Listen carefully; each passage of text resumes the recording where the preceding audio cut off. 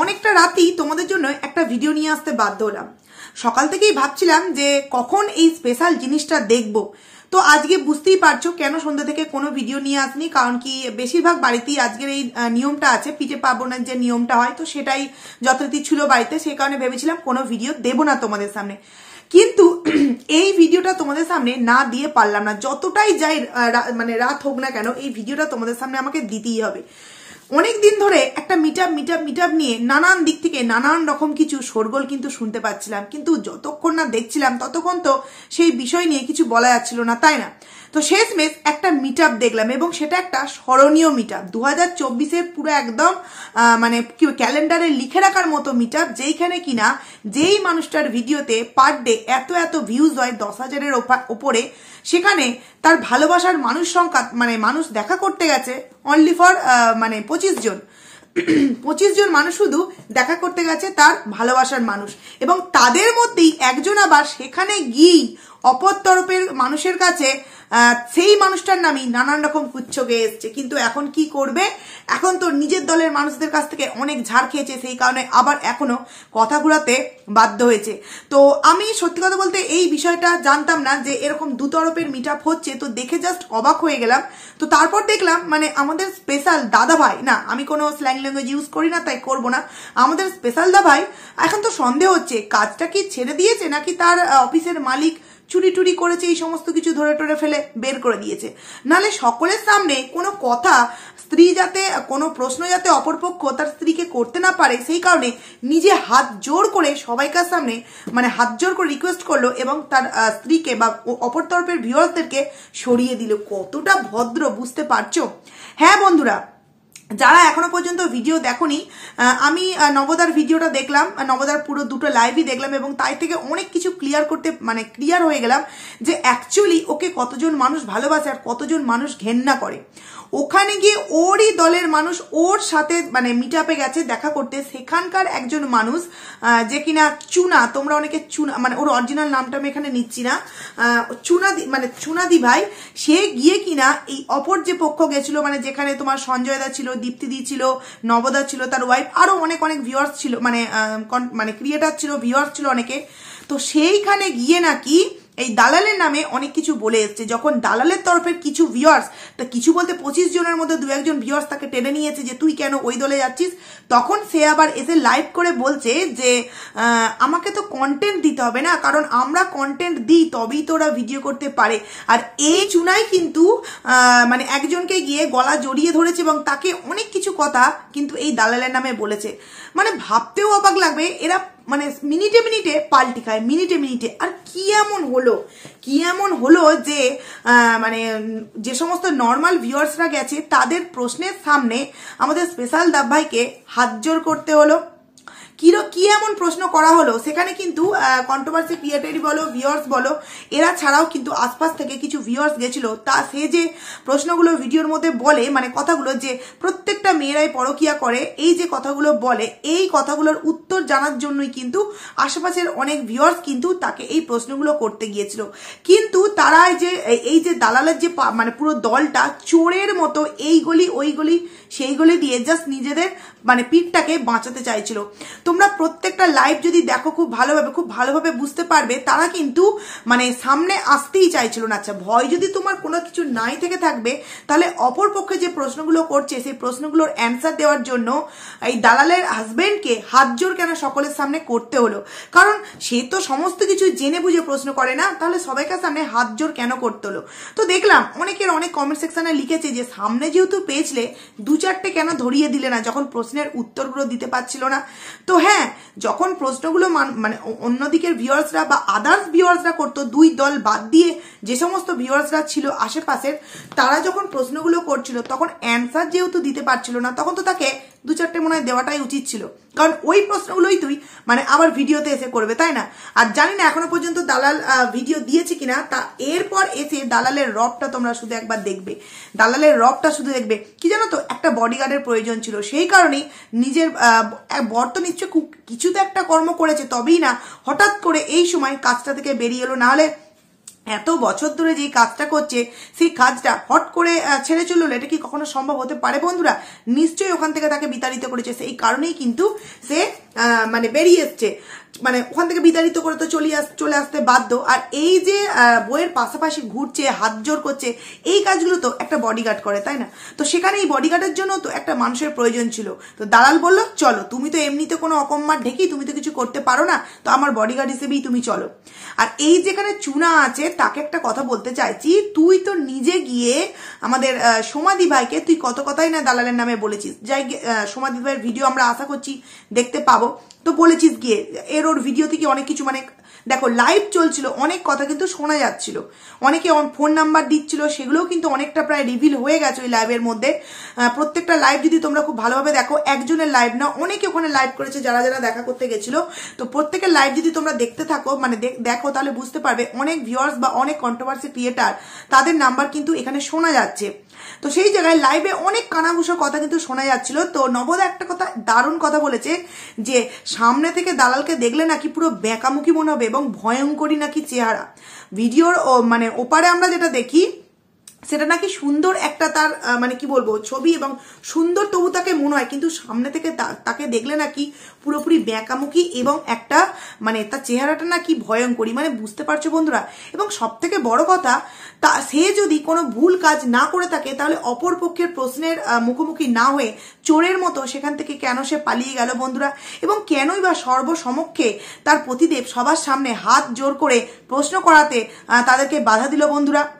এবং এত ভালোবাসে আর সেখানে কিনা মাত্র 25 জন।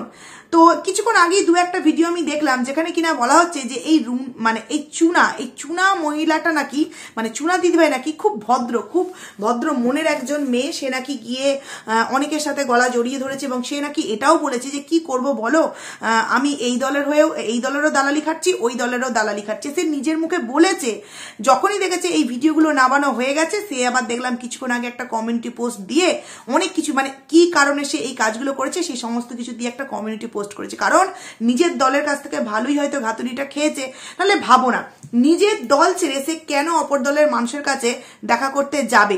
তুই তো মিট আপে গেছিস, তোর যে গুরু, তোদের যে মানে দলের যে প্রধান যে লিডার, তার সাথে দেখা করতে, তাহলে তুই কেন অপর দলের সাথে দেখা করতে গেছিস, এবং সেটা আবার কিনা যেচে পায়ে পড়ে। ভাবো ওদের দলের মানে কতটা জোর, যে আর একটা দল যখন সামনে দাঁড়িয়ে আছে তাদের সেই দলের সাথে দেখা করতে গেছে।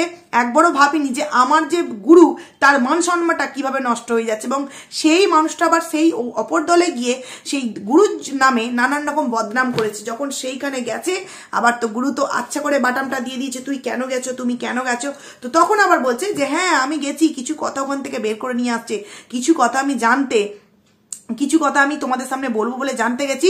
তো কিছু তো কন্টেন্ট আমাকে দিতে হবে, আমরা না কন্টেন্ট দিলে ওরা কন্টেন্ট পাবে কি করে? আমরা তো কন্টেন্ট দিই, তবেই তো ওরা ভিডিও করতে পারে। হ্যাঁ, এখন সবার সামনে ধরা পড়ে গেছিস বলে এই কথাগুলো বলছিস, নাহলে কেউ গেল না, কয় এ পক্ষের মানুষ তো তোদের সাথে দেখা করতে যায়নি বা তোদেরকে কথা বলতে যায়নি। আর সব থেকে যে কথাটা খুব খারাপ লাগলো, নবদা বলছিল যে মানে কথা বলতে গেলে এতটাই একটা মানে কন্ট্রোভার্সি ক্রিয়েটার হয়ে 30,000 সাবস্ক্রাইবার না 40,000 সাবস্ক্রাইবার যাই হোক হবে এই দালালের, অতটাও গুরুত্ব দিয়ে কোনো সময় তার সাবস্ক্রাইবার কতটা সংখ্যা দেখি না, এতটাই অ্যাটিটিউড যে কেউ কথা বলতে গেলে তার সাথে কথা পর্যন্ত বলে না, এতটাই অ্যাটিটিউড। আবার সে কিনা যেচে পড়ে কোনো মেয়ের জন্য কোনো রকম কোনো স্বার্থ ছাড়া চলে যায়, ট্রেন থেকে পড়ে যাচ্ছে, অ্যাক্সিডেন্ট হচ্ছে, তারপরেও মন্দিরের কাছে চলে গেছিল, এখানে এই গামলামুখীর কাছেও কিন্তু চলে যাচ্ছে বিনা স্বার্থে। একজন মেয়ে শুধু মেয়ের পাশে দাঁড়াবার জন্য বিনা স্বার্থে চলে যাচ্ছে, অথচ এখানে দেখো যে ভদ্রভাবে তার সাথে কথা বলতে চেয়েছে তাকে রিপ্লাই পর্যন্ত করেনি। তার মানে ভাবো এ কতটা নোংরা একবার ভাবো। আর এর দলের মানুষগুলো কিরকম পাল্টি বাজে একবার ভাবো। গেছে মিট আপ করতে গুরুর হয়ে, সেখানে গিয়ে অপর দলের মানুষদের সাথে গিয়ে সেখানে গিয়ে গুরুর নামে নানান রকম নিন্দা করে এসছে। হায় ভগবান, কাকে সিলেক্ট করেছে এই দালাল নিজের দলে আনার জন্য। তো গাতনটা খেয়ে তারপর মানে ভালো কথা বলতে আরম্ভ করেছে। এরপর দেখবে ভিডিওগুলো আসবে, নানান রকম ভিডিও, এটা ওটা সেটা ভিডিও আনবে। আর একটা কথা না বলি নয় বন্ধুরা, যখন এই মিটআপটা হচ্ছিল তখন দেখলাম এই দালালের তরফের মানে যে দলটা ছিল দেখলাম ঠিক গার্ডগুলো যেখানে থাকে সেইখানে দাঁড়িয়ে পুরো একটা গ্যাং মিলে দাঁড়িয়েছিল, মানে ওই 25 জনের গ্যাংটা মিলে দাঁড়িয়েছিল। তো মানে ভয়ে নাকি গার্ডের ভয়ে যে আমাকে হয়তো কিছু একটু করতে পারে, এই করতে পারে, এই করতে পারে, সাথে যেটা কিনেছি সেটা তো অকম্মার ডেকি, সেটাকে দিয়ে কিছু হবে না, সেই কারণে এখানকার যে সমস্ত গার্ডেরা আছে তাদের পাশে দাঁড়ায়। মানে যদি পাচ্ছে আমি যে সমস্ত মিথ্যে কথাগুলো বলে এতদিন ভিডিও নামিয়েছি, কেউ যদি প্রশ্ন করে তার যদি আমি উত্তর না দিতে পারি, তাতে যদি আমাকে শটাং ধরিয়ে দেওয়া হয়, তখন আমাকে বাঁচাবার জন্য কাউকে তো প্রয়োজন। কারণ ওই যে ভিউয়ার্সগুলো গেছে, একবার ভাবো ওই দলেরই মানুষ অন্য দলে গিয়ে ওর নামে বদনাম করছে, তাহলে ওই মুহূর্তে যদি ওর উপর কোনো রকম কোনো কিছু হামলা করতো, কেউ যদি হামলা করতো, ওই ভিউয়ার্সরা মানে ওর দলের মানুষরা ওকে কি বাঁচাতে যেত? বাঁচাতে যেত না। সেই কারণেই মনে হয় ওই গার্ডদের সামনে দাঁড়িয়ে মানে ওইখানে ভিডিওটা করছিল, কারণ কি ভয় পেয়েছে বন্ধুরা। আর যতটা ভিডিওর মধ্যে একটা অ্যাটিটিউড নিয়ে ভিডিও করে সামনে গিয়ে পুরো চুপসে গেছিল এরকম। হ্যাঁ, তোমরা নবদার ভিডিওটা যদি লাইভ ভিডিওগুলো ভালো করে দেখো, প্রতিটা কথা খুব সুন্দরভাবে যদি শোনো, বুঝতে পারবে যে ও কতটা ভয় পেয়ে পুরো সিটিয়ে গেছিল। এই এপার মানে অন্য দিক পক্ষ যে সমস্ত লোকজন ছিল তাদের দেখে কতটা ভয় পেয়েছিল। আর সত্যি এদের দলের মানুষ অ্যাকচুয়ালি, নিজে তো আমি তো কোনো দল বাজ করি না, জানিও না যে এইখানে দুটো দল মিট আপ করতে যাচ্ছে। যখন দেখলাম জাস্ট অবাক হয়ে গেলাম যে ওই দলেরই মানুষ অপর দলের কাছে গিয়ে এই যে মানে নিজের দলের গুরুর নামে এই রকম নিন্দা করে আসছে, এবং সেখান থেকে বাঁচার জন্য আবার কি বলছে যে আমি কন্টেন্ট দিচ্ছি। আরে ভাই, তুই যার সাথে গিয়ে গলা জড়াজড়ি করেছিস, যার কাছে গিয়ে বলেছিস যে সত্যি ওই মেয়েটা খারাপ, ও ভালো নয়, ওকে সাপোর্ট করে ভুল করেছি, এই যে কথাগুলো বলেছিস, সে তো নিজের মুখেই ভিডিও করে নিশ্চয়ই বলবে, তাই না? তাহলে তুই নিজের কথাগুলো কি করে এখানে ভুলভাল করে প্রমাণ করবি বলতো? তুই তো নিজের মুখই। আর একটা মানুষ নয়, সেখানে অনেক ভিউয়ার্সরা গেছিল, তাদের সামনে বলেছে বন্ধুরা, এরকম অনেক ভিউয়ার্স যারা কিনা ওই মিটআপে গেছিল, সেখানে তারা নিজেরা কমেন্ট করছে যে হ্যাঁ, এই চুনা নিজে গিয়ে সমাধির সাথে দেখা করেছে, গলা জড়িয়েছে, তাকে অনেক কথা বলেছে, আর এখন বলছে কিনা যে আমি কন্টেন্ট দেওয়ার জন্য তাদের কাছে যেচে গেছি, যাতে আমরা কন্টেন্ট দিলে ওরা কন্টেন্ট করতে পারে, মানে ভিডিও করতে পারে। ভাবো, ধরা পড়ে গিয়ে এখন কি করে বাঁচবে, এইভাবে কিন্তু নিজেদের বাঁচার রাস্তাটা করছে। তো যাই হোক বন্ধুরা, এই ছোট্ট একটা ভিডিও তোমাদের সাথে শেয়ার করলাম, কারণ কি অনেকটা রাত হয়ে গেছে। কাল খুব তাড়াতাড়ি তোমাদের এই মিটআপ সংক্রান্ত নিয়ে আবারও ভিডিও নিয়ে আসতে চাইছি, মানে আসবো। তো ভাবলে অবাক লাগছে যে এত দিন ধরে এত এত এত এত মানে সবাইকে জানানো হলো, প্রচার করা হলো, সব থেকে আমার বড় কথা খুব জানতে ইচ্ছা করছে যে কেউ মিটআপে গেলে একটু জানিও তো, মানে মিটআপে যারা গেছিলে জানিও তো ঠিক কটা গিফট পেলো, কারণ অ্যাকচুয়ালি গিফটের লোভেই তো গেছিল, তাই না? হাতে তো সবাইকারই দেখছিলাম একটা প্লাস্টিক আছে দেখছিলাম, তো গিফট মানে কে গিফট পেয়েছে বা গিফট নিয়েছে কিনা, এটা একটু কেউ জানলে একটু কমেন্টস করে জানিয়ে তো। হ্যাঁ, এত বড় একজন কন্ট্রোভার্সি ক্রিয়েটার, যে কিনা নিজেকে ডন বলে মনে করে, যার এত ভিউজ হয়, তার মিটআপে মাত্র 25 জন, ভাবলেও অবাক লাগে। আর মন্দিরার মিটআপে কি বলেছিল যে যারা তোর সাথে মিটআপ করতে গেছিল তাদেরকে বলবি যে ক্যামেরাটা অফ করে তোর মিটআপে যেতে, তাহলেই জানবো তোকে কটা মানুষ ভালোবাসে। তো হ্যাঁ রে দালাল, তোর মিটআপে গেছে তো মাত্র 25 জন, তার মধ্যে 25 জনের মধ্যে মনে হয় স্বামী স্ত্রী দুজনকার হাতেই ক্যামেরা ছিল। তাহলে তোকে অ্যাকচুয়ালি ভালোবেসে গেছে, নাকি শুধুমাত্র তোর মুখটা দেখে নিজেদের আইডিটাকে দাঁড় করাবার জন্য গেছে?